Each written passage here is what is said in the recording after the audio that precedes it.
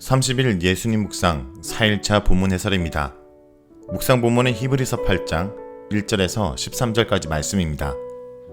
1절에서 5절은 예수님은 하늘 성전의 대제사장 되심을 말하고 있습니다. 히브리서 8장은 예수님이 우리의 대제사장 되심에 대해서 말하고 있습니다. 먼저 1절에서 이러한 대제사장이라는 말이 등장합니다. 이것은 히브리서 7장 26절에서 28절에 언급한 대제사장에 대한 내용을 가리킵니다. 예수님께서 거룩하고 악도 없고 더러움도 없고 죄인에게서 떠나 계시고 하늘보다 높이 되신 그러한 대제사장 되심을 말합니다. 우리에게 이러한 대제사장이 있다는 것은 레위 제사장들이 섬겼던 구약의 성도들보다 그리스도인들이 얼마나 더 우월하고 위대한 신분에 있는지를 설명하는 것입니다. 위대한 우리의 대제사장은 하늘 성전에 계시다고 말합니다. 예수님께서 들어가신 하늘 성전을 가리켜 참 장막이라고 말하므로 땅에 있는 장막과 구별합니다. 참 장막은 하나님께서 직접 지으신 것으로 사람의 손으로 지은 이 땅의 장막과는 다릅니다. 레위 제사장들은 사람의 손으로 지은 땅의 장막에서 섬긴 자들입니다. 그러나 예수님께서는 하나님께서 직접 세우신 하늘 장막에서 대제사장으로 계십니다. 이것은 더 이상 구약의 백성들처럼 땅에 있는 예루살렘 성전에서 제사를 드리고 예배하는 자들이 아니라 하늘에 있는 참된 성전에 제물을 드리고 예배하는 자들이 바로 우리라는 사실을 말하고 있습니다. 3절부터는 땅의 장막과 하늘의 참장막이 어떤 관계에 있는지를 설명하므로 그리스도인들이 처해 있는 위대한 상태에 대해서 말합니다. 땅에 있는 레위 제사장들은 이전에 동물의 피를 제물로 드림으로 하나님께 나아갔습니다. 그러나 이 동물의 피는 인간을 대신할 수 없습니다. 그러나 예수님께서는 자신을 하나님께 제물로 드렸습니다. 하나님의 아들이시고 거룩하시고 악이 없고 더러움이 없으신 아들의 피는 동물의 피와 비교할 수 없습니다. 아들의 피는 세상 모든 인간들의 죄를 대신하고도 남을 만큼 위대하고 고귀합니다. 그러므로 우리는 더 이상 두려워하지 않고 담대함으로 하나님께 나아갈 수 있습니다. 동물의 피를 가지고 성소에 들어갔던 제사장들은 항상 죄에 대한 두려움으로 나아갔습니다. 그러나 우리는 더 이상 죄에 대한 두려움으로 나아가지 않습니다. 하나님의 크신 은혜에 대한 감사와 찬양으로 나가게 된 것입니다. 6절부터 13절은 예수님이 더 좋은 언약의 중보자가 되심을 말하고 있습니다. 예수 그리스도의 제사장적 사역의 결과는 새 언약을 체결하는 것입니다. 예수님께서 위대한 하늘 대제사장의 직분을 얻으신 것은 더 위대한 새 언약의 중보자가 되기 위한 것이었습니다. 그래서 본문은 더 아름다운 직분, 더 좋은 약속, 더 좋은 언약의 중보자라고 말하고 있습니다. 더 위대한 새 언약은 더 위대한 약속으로 주어진 것입니다. 옛 언약과 새 언약의 관계는 단순히 오래된 것을 새 것으로 갱신하는 정도의 문제가 아닙니다. 새 언약은 옛 언약과 완전히 질적으로 다릅니다. 옛 언약은 땅에 속한 것이고 죄를 없이 하진 못했습니다.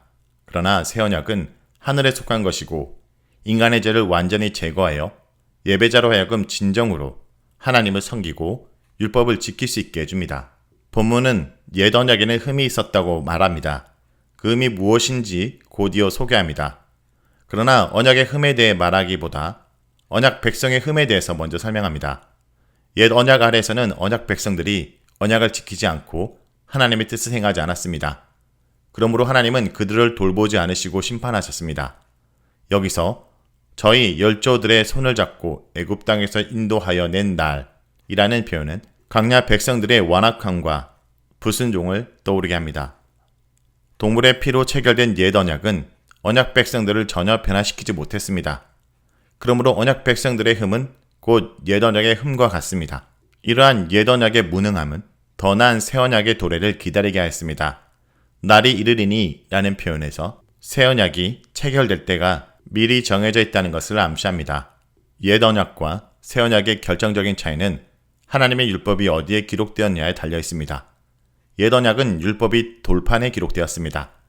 그러나 새 언약은 그것을 인간의 생각에 두고 마음에 기록할 것입니다. 이것은 새 언약 아래에서 예배자들이 율법을 온전히 깨닫고 기억하며 지킬 것이라는 뜻입니다. 율법이 이미 마음과 생각에 기록되었기 때문에 더 이상 누구로부터 가르침을 받아야 할 필요가 없습니다.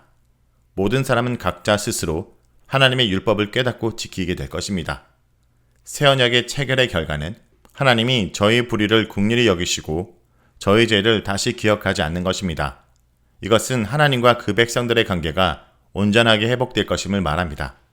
그러나 여기서 말하는 불의와 죄는 언약을 체결하고 난 이후에 짓게 되는 범죄를 말하는 것이 아닙니다. 언약 체결한 후에는 백성들이 스스로 하나님의 법을 알고 행할 것이기 때문입니다. 그러므로 이것은 언약 체결 이전에 있었던 모든 불의와 죄를 더 이상 기억하지 않을 것이라는 뜻입니다. 옛 언약이 사라질 수밖에 없었던 이유는 언약을 체결한 백성들이 여전히 언약을 체결하기 이전과 동일하게 하나님을 온전히 섬기지 못했기 때문입니다. 동물의 피는 백성들이 하나님의 뜻을 행하는 데 아무런 도움을 주지 못했습니다. 그러나 예수 그리스도의 피는 언약 백성들로 하여금 하나님의 뜻을 온전히 깨닫게 할 뿐 아니라 그것을 온전히 지킬 수 있게 하는 능력을 줍니다. 우리가 새 언약의 백성이 되는 것은 동물의 피가 아니라 하나님의 은혜로 예수 그리스도의 피로 되는 것이지만 새 언약 백성이 된 후에는 우리가 온전한 자가 되었으므로 하나님의 뜻을 온전히 행해야 합니다. 여기까지가 히브리서 8장 1절에서 13절까지 내용입니다. 이 본문의 핵심 구절은 히브리서 8장 6절입니다. 그러나 이제 그는 더 아름다운 직분을 얻으셨으니 그는 더 좋은 약속으로 세우신 더 좋은 언약의 증보자시라. 예수님보다 더 좋은 것은 없습니다. 히브리서는 전반적으로 예수님보다 더 좋은 것은 없다라는 것을 여러 가지로 비교하고 있습니다.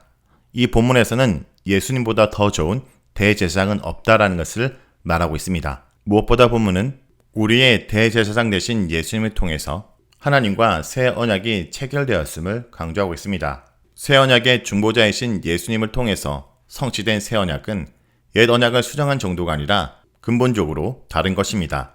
돌에 새긴 모세의 옛 언약과는 달리 새 언약은 백성들의 마음에 기록하여 온전히 하나님의 언약 안에 머물도록 합니다. 율법이 마음에 새겨져 있다는 것은 옛 언약이 할 수 없던 양심의 정결, 곧 인격의 변화를 말합니다. 새 언약의 또 다른 특징은 하나님이 죄의 문제를 완전히 해결하셨다는 데 있습니다. 하나님은 예수님의 속죄로 인해 예수님을 믿는 자들의 죄를 더 이상 기억하지 않으십니다. 따라서 그리스도인들은 구약시대의 제사와 같은 일을 더 이상 반복적으로 할 필요가 없습니다.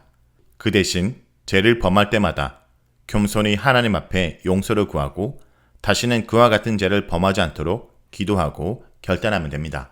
그러므로 오늘 본문은 우리가 하나님께 나아가기 위해 하나님과의 관계를 회복하기 위해 예수님보다 더 좋은 분은 없다라는 것을 강조하고 있습니다.